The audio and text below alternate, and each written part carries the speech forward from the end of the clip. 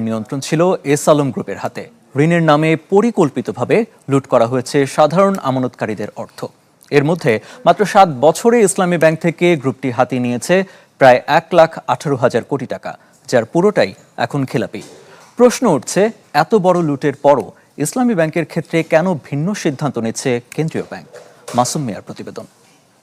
Paprika আর Mexican মশলার mind blasting ফ্লেভারে ডিটোস party হবে জোস যদি থাকে ডিটোস।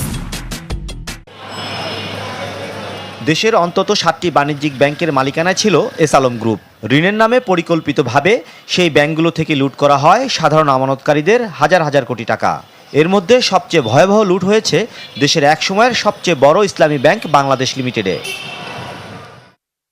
মাত্র 7 বছরে এস আলম গ্রুপ নামে বেনামে হাতিয়ে নেয় 1,18,000 কোটি টাকা, যার পুরোটাই এখন খেলাপি।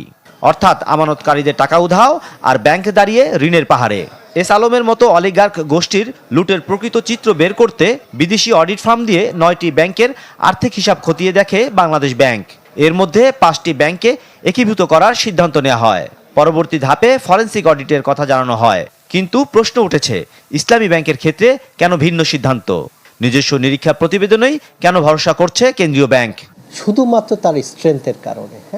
এখানে যে 1.5 লক্ষর উপরে আমানতকারী আছে, এই আমানতকারীরা তো ইসলামের সাথে কোনো সম্পর্ক নাই।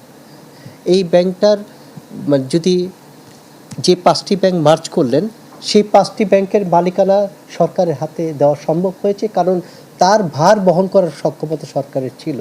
এখন যদি মনে করেন ওই 5টি ব্যাংকের সাথে ইসলামী ব্যাংক যোগ করে 6টি ব্যাংক নিয়ে মার্জ করা হতো, সেই সক্ষমতা কিন্তু সরকারের ছিল না। তথ্য বলছে, ইসলামী ব্যাংকের মোট শেয়ার সংখ্যা 161 কোটি। 2017 সালের পর প্রায় 82% দখল নেয় এস আলম গ্রুপ, অর্থাৎ 131 কোটি 35,99,000 শেয়ার। বর্তমানে পুঁজিবাজারে ইসলামী ব্যাংকের প্রতিটি শেয়ারের মূল্য 35 টাকা। সেই হিসেবে এস আলম গ্রুপের হাতে থাকা শেয়ারের বাজার মূল্য প্রায় 5,000 কোটি টাকা। আইন অনুযায়ী এসব শেয়ার হস্তান্তরে বাধা থাকলেও অর্থনীতিবিদদের প্রশ্ন, এই শেয়ার বিক্রি করে কেন দায় সমন্বয় করা হচ্ছে না? কেন ফেরানো হচ্ছে না আমানতকারীদের টাকা?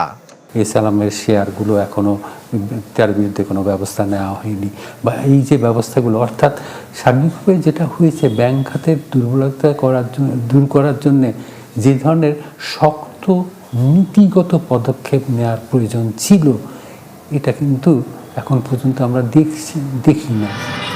অর্থনীতিবিদদের মতে দায়মুক্তি নয়, লুটের অর্থ উদ্ধারই হওয়া উচিত রাষ্ট্রের প্রথম অগ্রাধিকার। মাসুম মিয়া, চ্যানেল 24, ঢাকা।